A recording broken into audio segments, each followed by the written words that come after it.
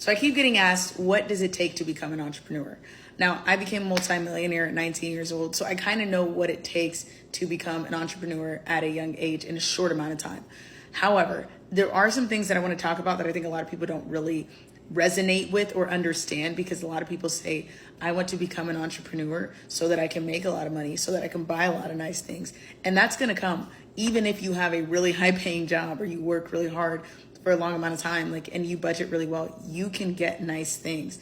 Now, here's the thing with being an entrepreneur that a lot of people don't talk about. Number one is not everybody is meant for it.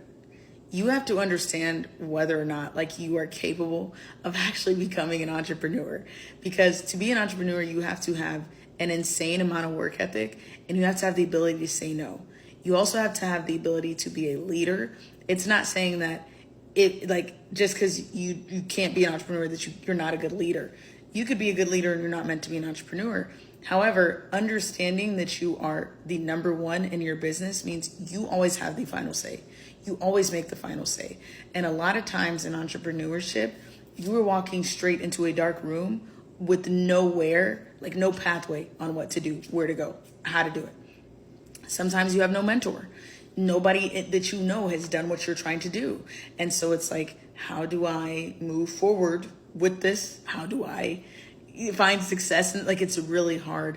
And I want people to understand that I would say that only 2% of people are actually cut out to be entrepreneurs. 2% of people are able to deal with the stress level that it takes to continue to push forward when there's no results, when you have no idea what to do, when you're trying to figure out what to do. It is so much unbelievable stress that sometimes, you will find most entrepreneurs would tell you, I would rather have a job. Me personally, I've never had a job. But if I was able to have the ability to be guided, I would rather be the one that's being guided than to be guiding.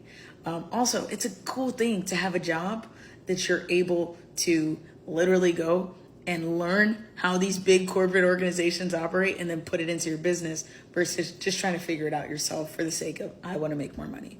So the most driven entrepreneurs genuinely and generally have a mission to help the world or change or reform or restore the world in some way.